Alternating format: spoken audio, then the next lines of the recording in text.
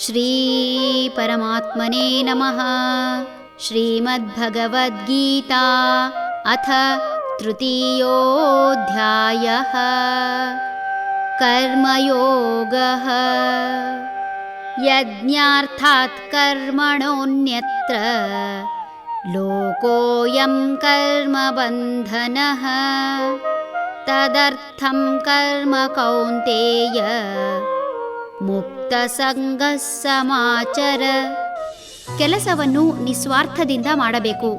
ಇಲ್ಲದಿದ್ದರೆ ಕೆಲಸವು ಈ ಭೌತಿಕ ಜಗತ್ತಿನಲ್ಲಿ ಬಂಧನವನ್ನು ಉಂಟುಮಾಡುತ್ತದೆ. ಆದ್ದರಿಂದ ಓ ಕುಂತಿಪುತ್ರನೇ, ನಿನ್ನ ನಿಗದಿತ ಕರ್ತವ್ಯಗಳನ್ನು ನಿರ್ವಹಿಸು. ಪ್ರತಿಯೊಬ್ಬರೂ ಕರ್ಮವನ್ನು ಯಜ್ಞ ದೃಷ್ಟಿಯಿಂದ ಮಾಡಬೇಕು. ಅಂದರೆ ಕೆಲಸವನ್ನು ಸಮರ್ಪಣಾಭಾವದಿಂದ ಯಾವುದೇ ಫಲಾಪೇಕ್ಷೆ ಇಲ್ಲದೆ ಕೇವಲ ಕರ್ಮಕ್ಕಾಗಿ ಕರ್ಮ ಹೊರತು ಯಾವುದೇ ಇತರ ಆಸಕ್ತಿ ಇರಬಾರದು.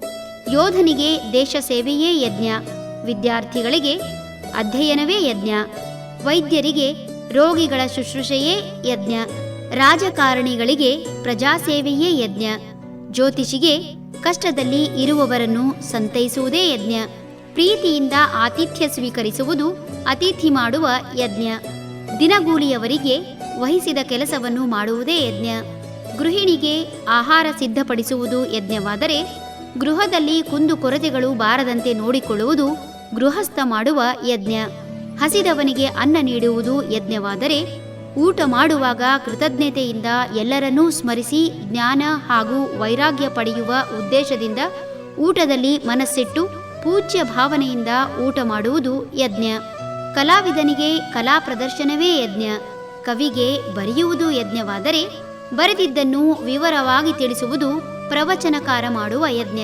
ವ್ಯಾಪಾರಸ್ಥರಿಗೆ ವ್ಯಾಪಾರವೇ ಯಜ್ಞವಾದರೆ ಇತಿಹಾಸಕಾರನಿಗೆ ಸರಿಯಾದ ಮಾಹಿತಿ ದಾಖಲಿಸುವುದೇ ಯಜ್ಞ, ಪರಿಸರದ ತೊಂದರೆ ನಿವಾರಣೆ ಮಾಡಲು ಆರೋಗ್ಯಕರ ಸಸ್ಯಗಳಿಂದ ಹೋಮ ಮಾಡುವುದು ಋತ್ವಿಜರು ಮಾಡುವ ಯಜ್ಞ.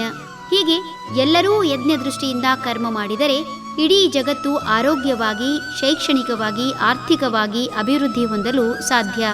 ಮಾಡುವ ಪ್ರತಿ ಕೆಲಸವನ್ನೂ ಪ್ರತಿಫಲಕ್ಕಾಗಿ ಮಾಡಿದಾಗ ಇಂದ್ರಿಯ ತೃಪ್ತಿಪಡಿಸಲಾಗದೆ ಸದಾ ವಿವಾದ ಹಾಗೂ ವಿಷಾದದಲ್ಲೇ ಜೀವನ ಕಳೆದು ಕರ್ಮಬಂಧನಕ್ಕೊಳಗಾಗುವುದು ನಿಶ್ಚಿತ.